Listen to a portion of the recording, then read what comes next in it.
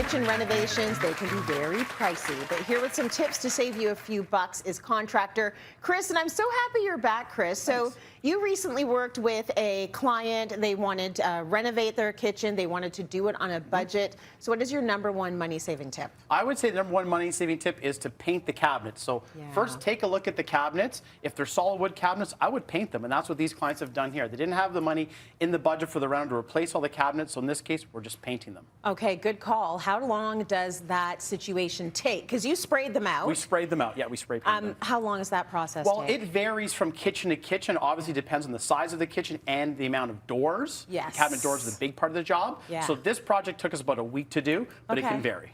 Okay, well, you know, a week isn't bad if Yeah. you're changing the whole look Yeah. of your kitchen. Yeah. I want to talk a little bit about the prep. The prep. The prep situation, because Right. the prep is intense. The prep, like almost everything that I do, is the prep is the biggest part of these projects. Yes. Especially when you're spray painting the kitchen, because there can be a ton of overspray. So what we want to do is we want to cover everything with plastic. Yeah. Like I did here, right? Because the overspray will be a nightmare. It'll be over everything. It'll be on the walls. It'll be in behind the appliances. So I'd say cover everything with plastic, tape everything off. And then you want to remove all the doors, because you can't paint the cabinet doors in place. They need to be done in a garage or done off-site, because 35 doors takes up a lot of space. What is our next step? Okay, so the next step is we want to clean the cabinets. Now, as you can imagine, kitchen cabinets are really greasy, right? They're in a kitchen, so we want to clean them thoroughly. Regular soap and water will not do. So what we want to use is TSP. Now, what is TSP?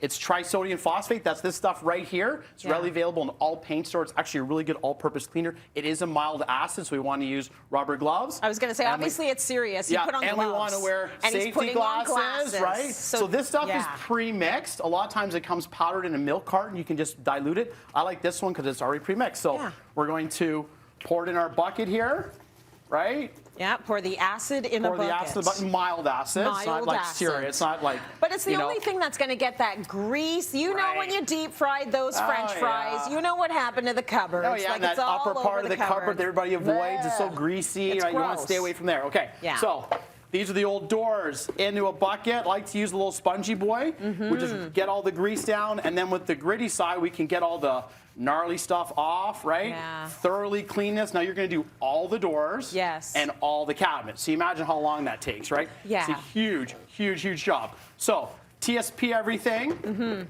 right? And then you want to let it dry, and then we're going to clean it all off with water, because there's going to be residue left over from the chalkiness of the TSP. Very annoying, but I bet very satisfying. Very satisfying. Like when you get that clean cupboard and all the grease has been shaved off, that's fun. Okay, can we paint now? No, not yet. Oh. And the prep is the big part, because you don't want to spend all this time, all this money to paint the cabinets, and then the paint comes off because you didn't clean it, or you didn't prep, or have overspray. So the next step is, if the panels have holes in them, you're going to have to fill the holes.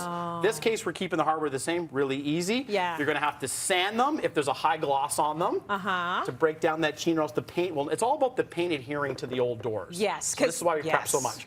And then we're going to have to prime them. So this one's already been primed. Just joking. Okay. So prep, sand, prime. This is already pre-primed. Okay. Okay. Hey, can we paint now? We can paint now. Yes. Okay. So I have this fun little tool. Yeah. It is a spray booth tent. It's like a little tent here. It's like a little tent. Nice. Okay. So this is going to make sure, because when you're using a spray, when I think of spray, I think this stuff is going everywhere. Everywhere. No, overspray is our nightmare. Google overspray nightmares. Yes. We've got stuff everywhere. Okay. At this point, it's probably like in your garage or your backyard, right? Garage or backyard. Here's our panel. Okay. We're using a pneumatic sprayer, which is connected to a compressor, a spray gun. We've diluted water-based paint by about 10%, so it flows as an aerosol. Okay. And then we're just... All of that sounded like a different language. Did it? You know what? I saw that, and it looks like you're getting your nails done. You know when they do the airbrushing? Kinda. But it's very similar to that. After we just put the nails maybe in? we'll do our nails next. But first, first show us the cabinetry, because this is the fun part, right? This is the fun part. So all these wands, the ends change. We want like a very consistent fanning brush stroke of paint. Okay. And here we go. That's the technique. That's the technique. We want to go less. So less is more. Yep. We'll take a second for it to come out. Yeah. You see Just like on the nails. What color is it being? Oh, yeah, it's like a light blue or a purple or a periwinkle a little bit. I'm actually not sure, because to be totally honest, Tracy, I'm colorblind. Oh, you are. So I see it's coming out. I And see white. you paint people's houses, do ya? Well, you don't need to. You can be a contractor, you can be colorblind, it's all good. yeah. He's very good at his job, y'all. I just have to have really good vision. Like Yeah. my vision is perfect. Yeah, the I'm shades sure it doesn't is. matter so much. Pick that up for a Yep. second and just show them what you did there, because you did a couple of coats, and you see how long it's going to take, Yeah. but you're starting to see the color there just on one side of the cabinetry. Yep. How many coats are we thinking now? Well, you're probably going to need at least 2 coats per each side, Yeah. plus the coat of primer. So it's a lot of work. You imagine Yes. you do one side, then you have to do the other side. Yeah. Okay, very good. So we've got that painted. Yep. You let it dry. You turned it around. You did it again. You let it dry. You can get it up. Like, we're done now, right? Yeah. Just clean out that machine when you're done with it. Well, yeah. That's now, the last tip. That's the last tip. And because we use water-based paint, everything is soap and water cleanup. I love water-based Oh, paint. good. It gets off of everything. Even if you do mess up with the Yes. overspray or it's on the floor. Yeah. Just water-based paint, soak everything. The tools come with their own cleaning kit. Really easy. Clean up, look after your tools.